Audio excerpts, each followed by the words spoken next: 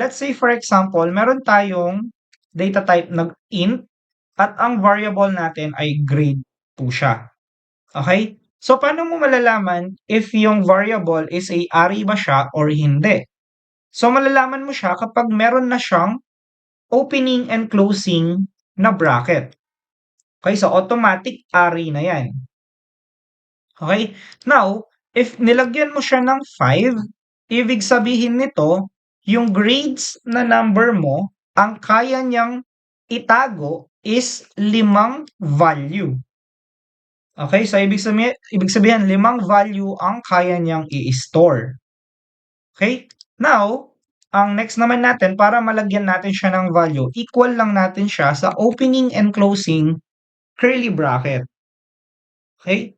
So, sa opening and closing curly bracket natin, guys, dito natin ilalagay yung 5 value natin.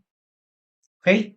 So, let's say for example, naglagay ka ng 85 na grade, naglagay ka ng 90 na grade, naglagay ka ng 78 na grade, then nagkaroon ka ng 92, and then nagkaroon ka ng 88.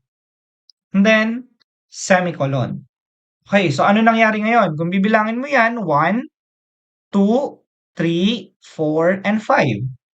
Okay? So, ibig sabihin, meron kang 5 na value na hinahawakan ngayon ng variable na grades mo. Ito yung tatandaan nyo. Pagdating sa array, ang ibig sabihin po ng array, it can hold multiple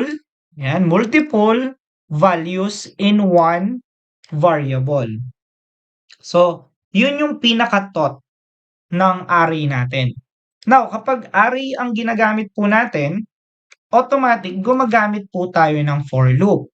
Bakit? Ang for loop po kasi siya yung nakakapag-iterate sa mga numbers po natin na to. Anong ibig sabihin natin sa iterate? Sa madalit sabi, ito po yung naglalakad per value. Okay, so paano ba siya naglalakad? So let's demonstrate it. So gagamit ka ng for, then magkakaroon ka ng int. So nagkaroon ka ng int, ang variable niya ay I, equal natin siya sa 0. Semicolon, and then I is less than kung ano yung number sa loob ng bracket kasi yun yung kaya nating itago. Then semicolon, and then I plus plus, then opening and closing curly bracket. Now guys, if you are working with array, meron po tayong tinatawag na index. So yung index guys, ito yung naiintindihan ng mismong machine natin or ng computer natin. So yung index guys, it always start with 0. Then 1, 2, 3, and 4. Okay? Now, kung mapapansin nyo, ang I natin ngayon naka-equal siya kay 0. So kung iisipin mo, paano yung mechanics ngayon, ang for loop mo ay nandito siya. Okay, so 0 yan, nandito siya. So ano yung laman ng 0 mo? 85. Anong laman ng 1? 90. Anong laman ng 2? 78. Anong laman ng index 3 mo?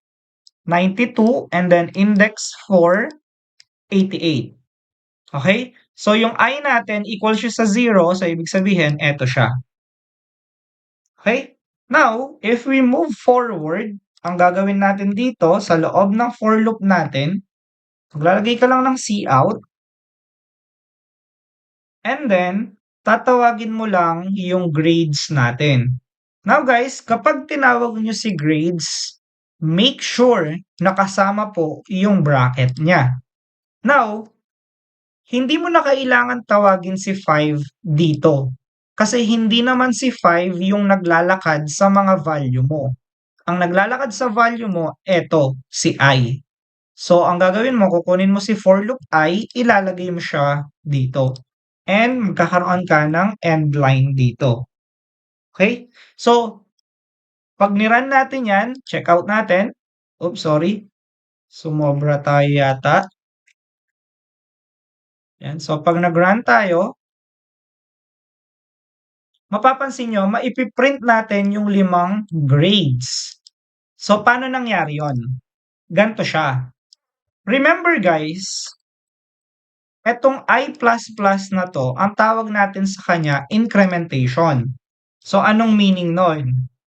You add one value to the existing value. So, ano yung existing value natin, guys? Eto siya, I is equals to 0. Now, ang I++ mo, ang pinakatrabaho niya mag-add ng value. So, yung I mo, nakay 0. Pag nag-add ka ng 1 value, mag-i-equal yan sa 1.